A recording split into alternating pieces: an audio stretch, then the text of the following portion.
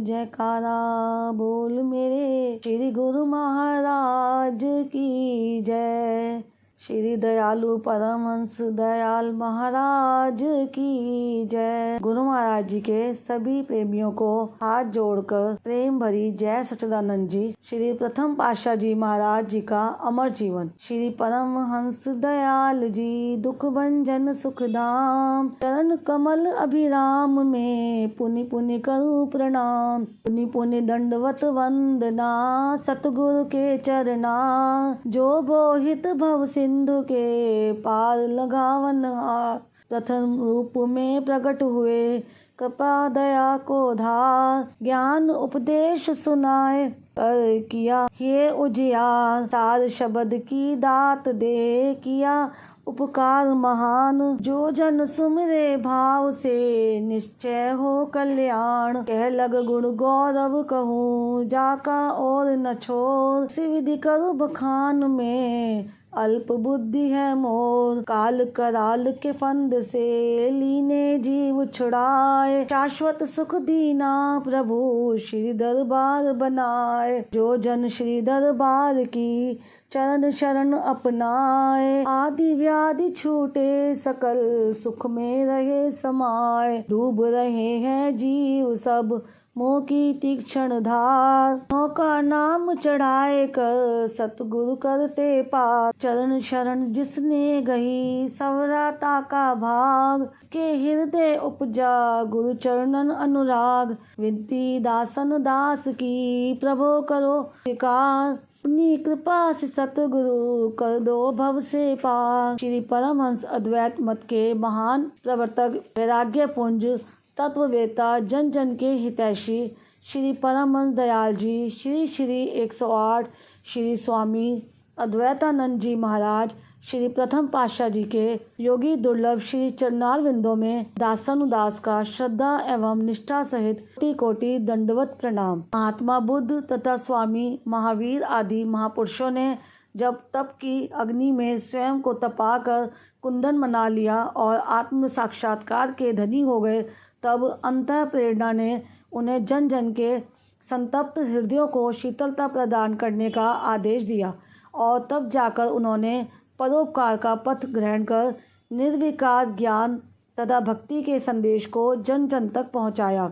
इसी प्रकार श्री परमहंस दयाल जी जिस महान उद्देश्य की पूर्ति के लिए संसार में अवतरित हुए थे, उस उद्देश्य की पूर्ति का समय अब निकट आ पहुंचा था। अंतः प्रेरणा से आप 18 वर्ष तक योग साधना कर बिहार प्रांत से उत्तर प्रदेश, यूपी और राजस्थान आदि में रमता राम अवधूत के रूप में घूमकर अंततः जन जन को सत्य नाम का अमृत पिलाने के लिए चल दिए। श्री परमहंस दयाल जी ने 18 वर्ष वनों में रहकर सुरत शब्द योग द्वारा आत्म साक्षात्कार किया। इन 18 वर्षों में आपने जो जो कष्ट सहन किए उनका वर्णन नहीं किया जा सकता। 18 वर्षों में कितनी ऋतुएं आई और अपना रंग छिटकाकर चली गईं, लेकिन आपको किसी से कोई प्रयोजन ना था। सर्दी, गर्मी, वर्षा, ओले, आंधी, तूफान, आपने सब कुछ अपने सुकोमल तन पर सहन किया। अपनी दिव्य मस्ती में लीन श्री परमहंस दयाल जी किसी उत्कृष्टतम लक्ष्य की प्राप्ति में मग्न थे। आपने भक्ति मत की नींव को कठोर साधना से सुदृढ़ किया। यह सब कुछ आपने केवल हम कलयुगी जीवों के उद्धार के लिए ही किया, क्योंकि आपने जिस भक्ति परमार्थ के भवन की नींव रखी, उसी पर आपके अनुयायियों ने श्री आज्ञानुसार जो भवन खड़ा किया, वह आज विशाल रूप में हमारे सामने है। आपने भक्ति का ऐसा सरल पथ बनाया जिस पर चलकर सर्वसाधारण जीव भी अपना कल्याण कर सकते हैं। आपने गुरु भक्ति के नियमों को सुदृढ़ किया। यही गुरु भक्ति ही इस श्री परमहंस अद्वैत मत का मुख्य सिद्धांत एवं उद्देश्य है। द्वारका की ओर भ्रमण करते हुए आप पुनः जयपुर लौट आए। यहाँ पर आपने अहंकार दमन तथा परोपकार का अद्भुत चमत्कार दिखाया, जिसे देखकर लोग दंग रह गए। एक दिन आप लाला हजारीमल के मकान पर चौबारे पर विराजमान थे कि एक फकीर ने नीचे से आवाज़ लगाई, मैं भूखा हूँ, मुझे कुछ खाने पीने को मिल जाए। उसकी आवाज़ सुनकर लाला जी का छोटा पुत्र, जिसका नाम गुरु बख्श था, रोटी व पानी लेकर नीचे गया। और उस फ़कीर को भोजन दिया। भोजन खाकर व पानी पीकर उस फ़कीर ने बच्चे से कहा कि यह पानी वाला लोटा मुझे दे दो। बच्चे के इनकार करने पर उस फ़कीर ने कहा कि यदि लोटा नहीं दोगे तो मैं तुम्हें अभी भस्म कर दूंगा। यह सुनकर बच्चे ने उत्तर दिया कि यदि तुम मुझे भस्म कर दोगे तो गुरुजी मुझे जीवित कर देंगे। बच्चे को नीचे अधिक देर लगाते देखकर श्री परमहंस दयाल जी ने गुरु बख्श को आवाज़ लगाई। बच्चे ने उत्तर दिया, यह फ़कीर मुझसे लोटा मांगता है और ना देने पर भस्म करने की धमकी देता है। दोनों को ऊपर बुलाकर गुरु बख्श से सब वृत्तांत पूछा। फिर फ़कीर ने कहा, लोटा तो इसके माता पिता से पूछकर ही आपको मिल सकता है। शेष रही भस्म करने की बात, तो यह लीजिए, लड़का आपके सामने खड़ा है, भस्म कीजिए। यह सुनकर तो फ़कीर क्रोध में भर गया और हाथ पर कुछ पड़ने लगा। जब फ़कीर का मंत्र पूरा हो गया और उसका बच्चे पर कोई प्रभाव न पड़ा तो आपने फरमाया कि फ़कीर साहेब, आप तो अपना मंत्र पढ़ चुके, लीजिए अब हम मंत्र पढ़ते हैं। वह फ़कीर आपकी प्रभावशाली वाणी तथा आपका तेजोमय स्वरूप देखकर आपके श्री चरणों में गिर पड़ा और क्षमा मांगने लगा। आपने फरमाया, फ़कीर को अहंकार कदापि शोभा नहीं देता। मालिक की भक्ति करके फ़कीर को भक्ति का धन जमा करना चाहिए, ना कि क्रोधवश इन छोटी छोटी बातों में अपनी कमाई को समाप्त कर देना चाहिए। अहंकार तो भक्ति के संचित कोष को शीघ्र ही खाली कर देता है। अपनी भक्ति को सुरक्षित रखने के लिए इससे बचने की अत्यंत आवश्यकता है। आपके श्री वचन सुनकर फ़कीर ने आपके श्री चरणों में नमस्कार कर पुनः क्षमा मांगी और फिर वहाँ से चला गया। एक दिन एक फ़कीर बड़ी शान शौकत व चमक दमक की वेशभूषा पहनकर आपके पास आया। आपने फरमाया, यह क्या आप और ऐसी वेशभूषा? यह फरमाकर आप बड़े प्रेम से उसका कोट उतारा, टोपी उतारी और फिर उसे एक लंबा सा चोला पहना दिया। वह फ़कीर मस्ती में नाचने लगा। उस समय किसी प्रेमी ने कहा, श्री गुरु महाराज जी, आपने इस पर कितनी असीम कृपा की है। आपने उत्तर दिया, अमानत लौटाना और हिस्सा देना एहसान की बात नहीं है। आपका तात्पर्य यह था, भूले हुए को मार्ग पर लाना हमारा कर्तव्य है। आपने तो जन जन में आत्मज्ञान की चिंगारी लगानी थी। अतएव इस उद्देश्य की पूर्ति के लिए आप स्थान स्थान पर भ्रमण करने लगे। आपने जन जन तक सहज योग, भक्ति तथा परमार्थ का संदेश पहुंचाया और भारतवर्ष के कोने कोने में इस ज्योति के प्रकाश को पहुंचाने का भरसक प्रयत्न किया।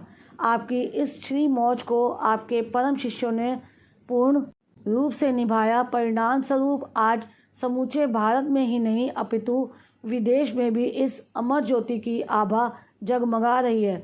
उत्तर प्रदेश तथा मध्य भारत के अनेकों नगरों में ज्ञान की धारा प्रवाहित करते हुए श्री परमहंस दयाल जी ने पुनः जयपुर कृपा की। आपने कुछ समय तक स्थायी रूप से वहाँ रहे और परमार्थिक उपदेशों द्वारा जीवों के कल्याण का कार्य आरंभ किया। वहाँ से ही श्री परमहंस अद्वैत मत की नींव रखी गई।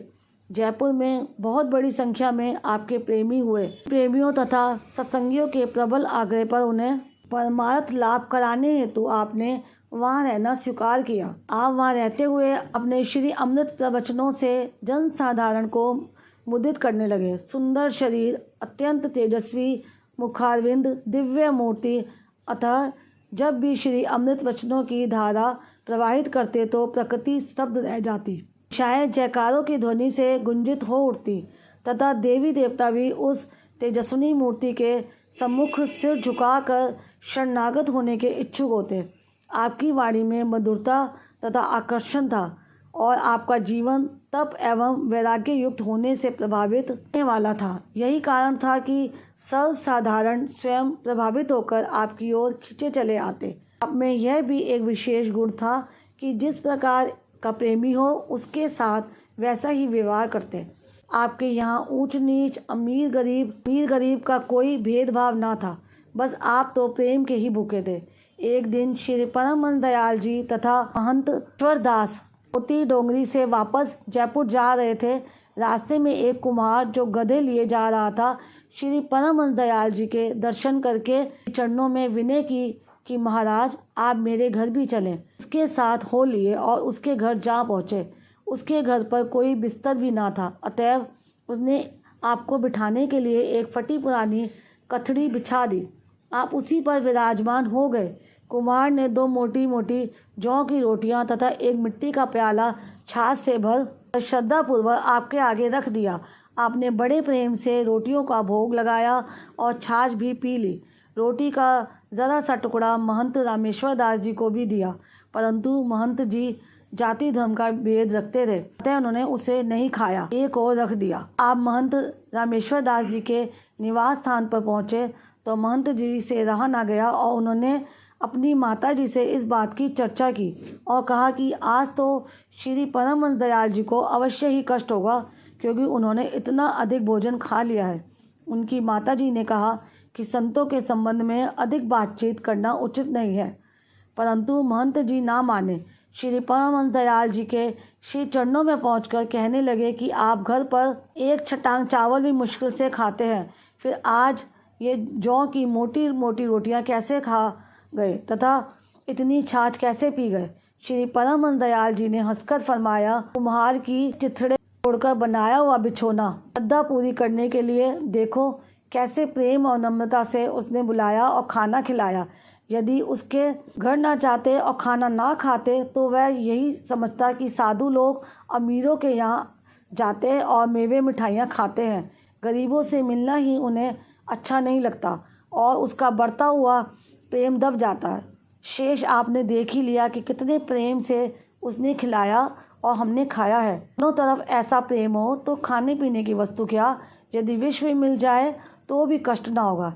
इस प्रकार श्री परमहंस दयाल जी ने यह दिखला दिया कि महापुरुष सदा प्रेम के भूखे होते हैं, धन संपत्ति के नहीं। जिसने भी प्रेम से तथा हार्दिक श्रद्धा से भगवान को पुकारा वे उसी के हो गए। भगवान सदा अपने प्रेमियों के वश में होते हैं। इसके पश्चात वह कुमार संतों की सेवा श्रद्धा से करने लगा। आपका जीवन त्याग और तपस्या का साक्षात प्रतीक है। आप परम कृपालु स्वभाव के थे।